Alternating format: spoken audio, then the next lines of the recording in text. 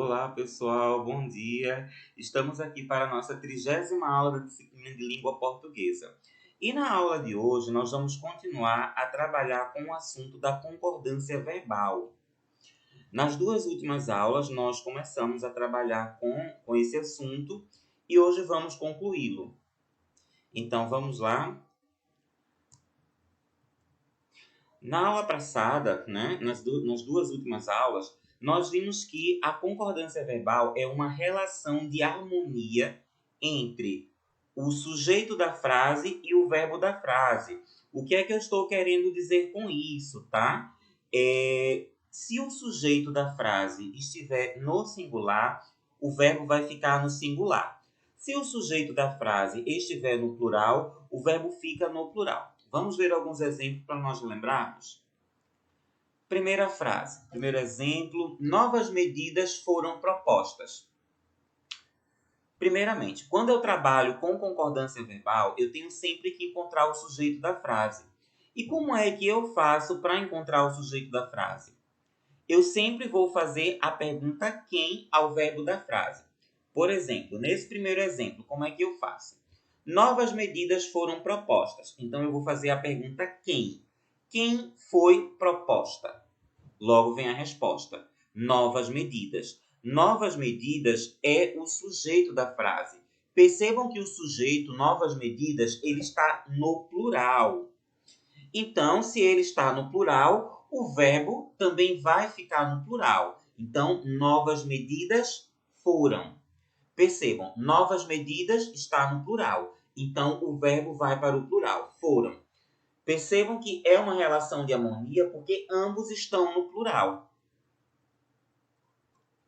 Próximo exemplo. O conflito armado começou. Mais uma vez, eu vou ter que encontrar o sujeito da frase. E como é que eu faço para encontrar o sujeito da frase? Eu vou fazer a pergunta quem ao verbo. Ou seja, quem começou? Logo vem a resposta. O conflito armado. Percebam que o conflito armado é o sujeito da frase. Está no singular ou está no plural? Está no singular. Então, o verbo também fica no singular, concordando com o sujeito. O conflito armado começou. Percebam que o sujeito, o conflito armado, está no singular. O verbo também está no singular, começou. Então, ambos estão no singular. Então, essa é a regra básica da concordância verbal. Se o sujeito estiver no singular, o verbo fica no singular. Se o sujeito estiver no plural, o verbo fica no plural. Agora, nós vamos ver outras regras de concordância verbal. Uma regra que é muito conhecida, e que é muito utilizada em provas é a regra do verbo haver no sentido de existir ou acontecer. Quando o verbo haver ele pode ser substituído por existir ou por acontecer, o verbo haver obrigatoriamente fica sempre no singular. Vamos ver esses exemplos aqui. Há pessoas feridas no local do acidente. Percebam que se eu colocar o existir no lugar do verbo haver, a frase vai ficar com o mesmo sentido. Como assim? Vamos lá. Existem pessoas feridas no local do acidente. Então, esse verbo aqui, ele é um verbo haver no sentido de existir. Então, obrigatoriamente, ele fica sempre no singular. Ele nunca pode ir para o plural. Vamos ver o outro exemplo. Haverá sérios problemas nos próximos meses. Percebam que se eu substituir esse verbo haver por acontecer, a frase fica com o mesmo sentido. Ou seja, acontecerão sérios problemas nos próximos meses. Percebam que esse verbo haver aqui, dessa segunda frase, é um verbo haver no sentido de acontecer. Então, esse verbo haver, ele nunca pode ir para o plural. Ele fica sempre no singular. Então, quando o verbo haver, ele tiver o sentido ou de existir ou de acontecer, ele fica sempre no singular. Ele nunca pode ir para o plural. Vamos ver outra regra. Verbo haver na indicação de tempo passado ou tempo transcorrido, ou seja, algo que já aconteceu. Nesse caso, o verbo haver também obrigatoriamente fica no singular, ou seja, ele não pode ir para o plural. Vamos ver aqui nesses exemplos. Eles estudam naquela escola há 3 anos, ou seja, faz 3 anos. Percebam que é o verbo haver no sentido de algo passado, algo que já aconteceu. Então, nesse caso, o verbo haver, ele sempre vai ficar no singular. Ele não pode ir para o plural. Vamos ver outro exemplo. Há 20 anos, ou seja, faz 20 anos, a tecnologia tornou-se acessível. Percebam que nesse segundo exemplo, há 20 anos, ou seja, o verbo haver está indicando um tempo passado, um tempo transcorrido, algo que já aconteceu. Então, nesse caso, ele também obrigatoriamente fica no singular. E agora, uma observação. Há algumas frases em que o verbo haver ele vai vir acompanhado de um verbo auxiliar, como pode, deve, costuma. Ou seja, esse verbo auxiliar ele vai aparecer antes do verbo haver no sentido de existir. Nesse caso, tanto o verbo haver, no sentido de existir, como o verbo auxiliar obrigatoriamente ficam no singular. Ou seja, tanto o verbo auxiliar como o verbo haver no sentido de existir não podem ir para o plural. Vamos ver alguns exemplos aqui. Esse primeiro exemplo. Deve haver soluções mais rápidas. Percebam que antes do verbo haver no sentido de existir, aparece o verbo dever. Deve é um verbo auxiliar. Então, se ele está antes do verbo haver no sentido de existir, ele não pode ir para o plural. Ele fica sempre no singular. Próximo exemplo. Pode haver pessoas machucadas. Percebam que antes do verbo haver, aparece o verbo poder. Pode haver. Percebam que ele também está no singular. Percebam, tanto o verbo auxiliar como o verbo haver no sentido de existir ficam no singular. Ou seja, eles não podem ir para o plural. Vamos ver a próxima regra.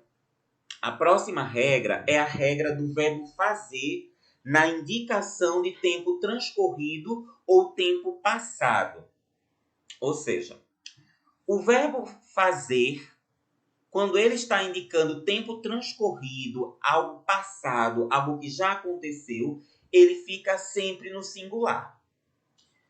Percebam, eu não estou dizendo em todos os casos em que o verbo fazer ele é utilizado. Não. O verbo fazer ele pode ser utilizado no plural, fazem. Porém, quando ele estiver indicando tempo passado ou tempo transcorrido, ele vai ficar no singular. Por exemplo, aqui, nesse primeiro exemplo. Faz 5 dias que não para de chover. Ou seja, faz 5 dias. Há 5 dias. É tempo passado, tempo transcorrido. Então, nesse caso, o verbo fazer obrigatoriamente fica no singular. Vamos ver o próximo exemplo. Faz 6 meses que as vacinas chegaram. Faz 6 meses, ou seja, tempo passado, tempo transcorrido. Nesse caso, o verbo sempre fica no singular. Ok? Vamos para a nossa atividade de hoje. A nossa primeira questão trabalha um pouco de interpretação de texto.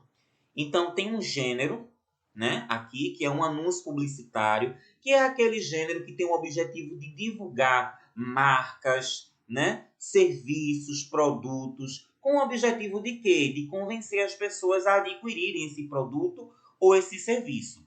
Então, tem aqui esse gênero, esse anúncio publicitário, né? E ele traz a presença de 2 atores bastante famosos, Lázaro Ramos e Thaís Araújo.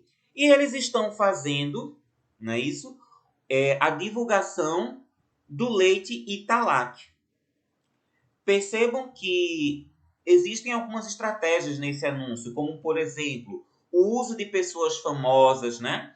E também tem uma estratégia muito famosa, que é o jogo de cores.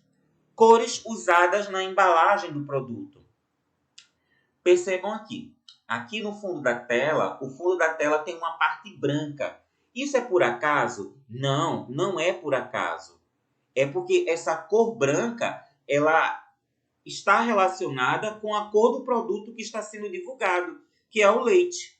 Percebam que aqui também no pano de fundo, ó, tem parte da cor da embalagem, não é? Dessa embalagem do leite Italac, né? Que é o zero lactose. É por acaso? Não. Isso é com o objetivo de fazer com que a imagem do produto fique fixada na mente do leitor e, consequentemente, ele venha comprar o produto. Vamos ver outras estratégias. Percebam que a cor dos enunciados das frases Italac para começar bem o dia.